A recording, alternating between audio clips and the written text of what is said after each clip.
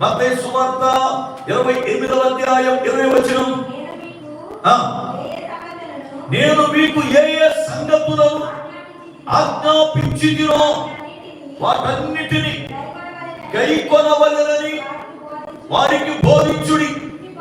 ఇదిగో నేను యుగ సమాప్తి వరకు సదాకాలము మీతో కూడా ఉన్నాను. దేవుని స్తోత్రం.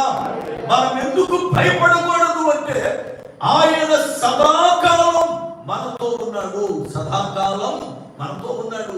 ఒక కాలము కాదు, ఆయన మనతో ఉన్నది ఒక కాలం కాదు, ఒక గడియ కాదు, ఒక సమయము కాదు, సదాకాలం ఎల్లప్పుడూ ఎల్లప్పుడూ ఆయన మనతో ఉన్నాడు. ఆయన మనతో ఉన్నాడు. ఒక రోజు అపోస్తలుడైన పౌలు గారు కొరింథీ పట్టణానికి వాక్యం చెప్పడానికి వెళ్ళాడు. వాక్యం చెప్పడానికి వెళ్తే వాళ్ళు సరిగ్గా వాక్యం వెళ్ళే తిరుగుబాటు చేశారు. అయితే పౌలు భక్తుడు కాస్త కలవరపడడం ప్రారంభించాడు. అప్పుడు దేవుడు ఏమన్నాడు చూడండి వాక్యం ఒకసారి. అపోస్తలుల కార్యముల గ్రంథము 18వ అధ్యాయం 9-10 వచనాలు. అపోస్తలుల కార్యముల గ్రంథము 18వ అధ్యాయము 9-10 వచనాలు. చూడండి. రాత్రి వేళ దర్శనమందు ప్రభువు నీవు భయపడక మాటలాడుము, మౌనముగా ఉండకుము, నేను నీకు తోడయ్యున్నాను, నీకు హాని చేయుటకు నీ మీదికి ఎవ్వడునూ రాడు.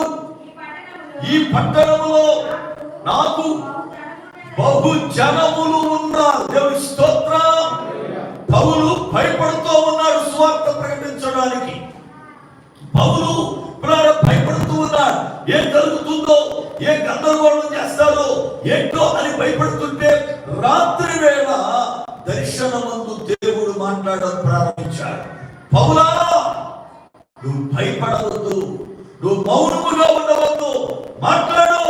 నీకు హాని చేయడానికి ఎవ్వడు నీ మీదకి రాదు. ఎందుకు తెలుసా? నాకు చాలా మంది జనం ఈ పట్టణంలో ఉన్నారు. దేవుని స్తోత్రం.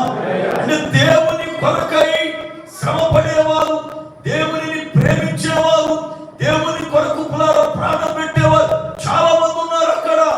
అందుకే అంటాడు, నువ్వు భయపడవద్దు, సువార్త ప్రకటించడానికి భయపడవద్దు, పరిచర్య చేయడానికి భయపడవద్దు. చాలా సార్లు పరిచర్య చేయడానికి భయపడుతూ ఉంటాం, సువార్త ప్రకటించడానికి భయపడుతూ ఉంటాం, ప్రార్థించడానికి భయపడుతూ ఉంటాం. దేవుని యొక్క సన్నిధానంలో చాలా సార్లు మనుషుడు భయపడుతూ ఉంటాడు.